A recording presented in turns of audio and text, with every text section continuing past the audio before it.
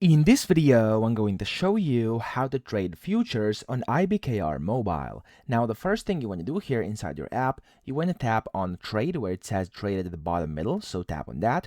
And then from here, you will first have to go ahead and search for something. So if I go to the search button at the very bottom middle, I can go ahead and search for whatever. So for example, if I'm looking for the E-mini S&P 500 futures, so here as you can see, I have them at recently searched already. You could also go ahead and just type it up top. So for example, you could type in S&P and then 500 or whatever you want to get. Of course, that's completely up to you.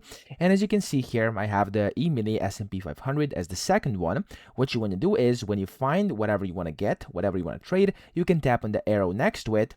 And then from here, you can see it's going to say futures. So you simply want to click on futures or tap on it.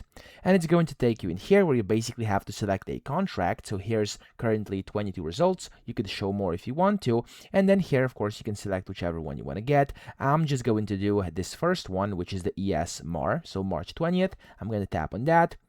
And then when you do that, it's going to basically take you in here where you can see your kind of other charts, stuff like that. And if I go to futures up top, you could also go ahead and see different ones over here. And then at the bottom, you're going to see buy and sell. So to trade it, you have to select if you want to buy or sell. I'm just going to tap on buy over here.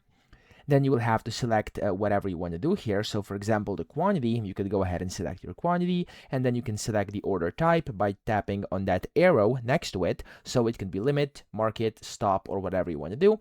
And then here, time enforced, it could be day or good till cancel. And then here you can also add take profits. You can add stop losses, stuff like that. So if you want to do this, you're perfectly allowed to, and you can do it, of course, if you want to for your specific trade.